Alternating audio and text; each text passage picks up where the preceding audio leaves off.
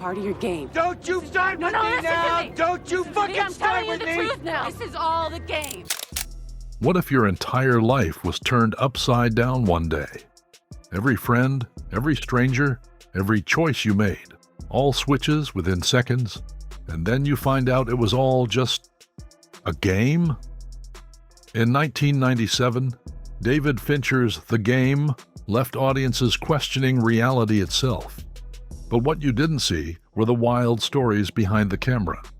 We are talking about broken bones in rat-infested dumpsters to lawsuits bigger than the film's budget. Stick around, because these 15 weird facts will make you realize you never knew what the real game was. Gentlemen, my brother, Nicholas Van Orton. Fact 1. What was the inspiration? The game didn't just appear out of thin air. Screenwriters John Brancato and Michael Ferris drew inspiration from the 1980 cult comedy Midnight Madness. That goofy film starring a young Michael J. Fox followed college students caught in a sprawling scavenger hunt across Los Angeles. Fincher and his team twisted that idea of a playful citywide game into something darker and more insidious. Imagine taking a light-hearted scavenger hunt and weaponizing it with corporate power and manipulation. Suddenly, every clue becomes a trap. This transformation from whimsical comedy to nightmare thriller is what made the game so unique. It turned the simple concept of a citywide contest into a chilling metaphor for control, leaving viewers questioning how much of their lives might also be scripted. Oh, yeah, that's First Communion. Show it to me. Fact 2. The almost daughter role. Casting Jodie Foster could have changed the movie entirely. At one point, David Fincher considered rewriting Conrad, Nicholas's brother, as his daughter, so Foster could take the role. But this caused major issues, and Michael Douglas pointed out their odd age gap. Foster had previously acted with Douglas as a child in Napoleon and Samantha, which only made the pairing stranger. Ultimately, disagreements killed the idea, and Foster walked away frustrated. Fact 3. $54.5 million lawsuit. Jodie Foster didn't just shrug off being dropped. She sued PolyGram. She claimed she had a verbal agreement to star in the game.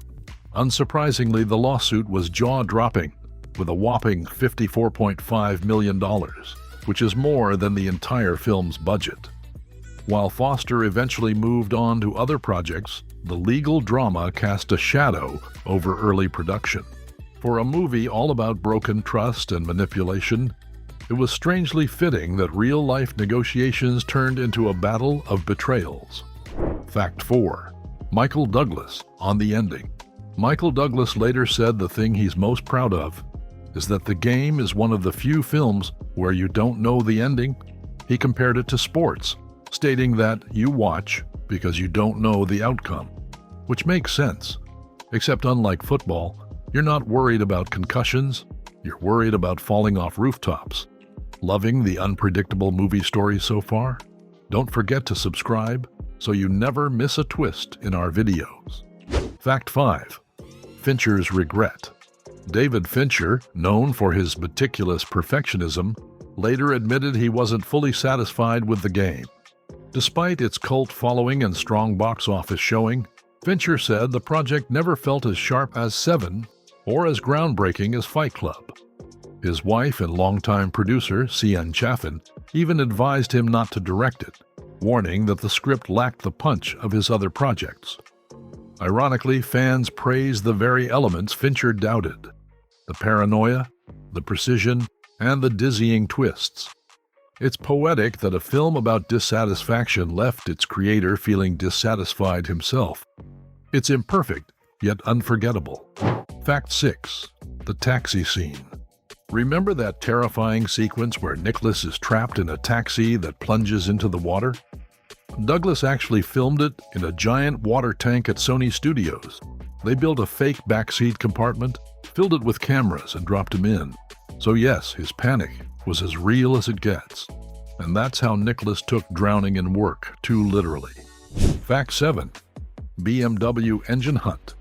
Car enthusiasts might be surprised to learn that the BMW 7 Series Nicholas drives in the film doesn't actually sound like what you hear on screen. The production team wasn't satisfied with the stock engine sound, so they borrowed a friend's modified BMW 540 to record audio instead. That car had a more aggressive growl, which better suited the film's tense mood. The audio team carefully synced the recordings to the 7 Series on screen, giving the illusion that Douglas's luxury sedan had a beast hiding under the hood. It's a small detail most viewers never notice, but it demonstrates Fincher's obsession with precision. Even the sound of an engine had to contribute to the atmosphere. For that lucky friend, it meant bragging rights forever. That's my car's roar in a David Fincher thriller. Fact 8. The San Francisco Nightmare. Fincher chose San Francisco because of its vertical architecture and maze-like streets.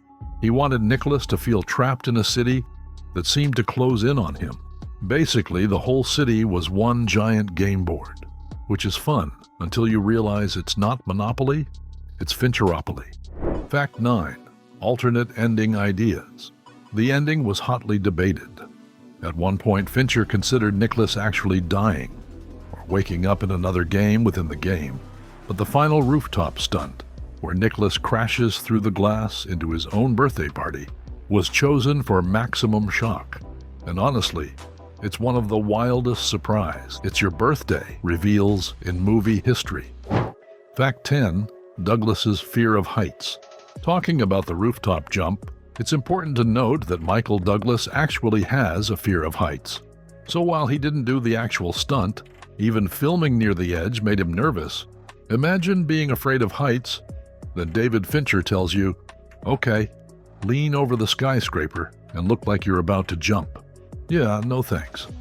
Fact 11. Fincher's perfectionism. David Fincher is infamous for his obsessive approach to filmmaking, and The Game was no exception. On set, he often demanded dozens of takes for even minor moments, driving his actors to the edge of frustration. Sean Penn once joked that filming felt like being trapped inside CRS itself. You never knew when the scene was truly over, or whether Fincher was just testing your limits. This relentless pursuit of perfection is part of what gives the movie its tightly controlled tension. Every shot feels deliberate, every movement purposeful. While some actors find his style exhausting, Fincher believes repetition strips away artifice. In a film about manipulation and control, it's fitting that Fincher himself was orchestrating every detail with surgical precision, pulling the strings until the illusion was complete. Fact 12. CRS logo. CRS's medieval-style key emblem isn't just graphic design. It's a character. Fincher wanted a mark that felt old-world, exclusive, and slightly occult, signaling a club you're not supposed to enter. The key hints at access and control, a symbol that tells someone else owns the locks to Nicholas's life.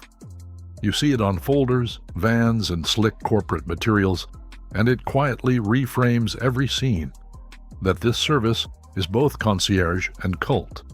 The logo functions like a visual breadcrumb, reinforcing that the game is larger and more organized than Nicholas imagines. Fact 13. Douglas almost turned it down. Michael Douglas originally thought the script was too confusing and considered passing on it, but once Fincher came on board, Douglas signed too and said he trusted Fincher's vision. Little did he know that he was saying yes to be thrown into the weirdest scavenger hunt of his career. I don't know this man. Here, what do you need? Get involved in this. Hey, I'm gonna have to detain you. Fact 14. Did the game end? One of the most enduring debates around the game is whether Nicholas truly escaped the game at the end, or if he simply entered another layer of it. Fans have dissected the rooftop finale for years, pointing to subtle cues that suggest the con may not actually be over. Was the party real? Was the acceptance sincere? Or was it just another manipulation to keep Nicholas hooked? Even Fincher himself leaned into the ambiguity, admitting he loved that audiences couldn't fully trust the resolution. Do you think he finally regained control? Or was he still just another pawn in someone else's elaborate design? I don't know. Fact 15. Its legacy. Released between Seven and Fight Club, The Game helped cement Fincher's reputation for precision paranoia and puzzle box storytelling. Its chilly San Francisco labyrinth, corporate menace, and moral, slippery influence later thrillers about curated reality and weaponized surprise. The movie also aged well on home video, where viewers rewatched to track the con's moving parts, fueling its cult status. Even when Fincher downplays it, fans cite The Game as a rare twist film that rewards repeat viewings and still keeps you guessing long after the credits roll. All the 15 weird facts that we knew about your favorite movie are no longer a secret. This is proof that the story behind the movie is almost as strange as the movie itself.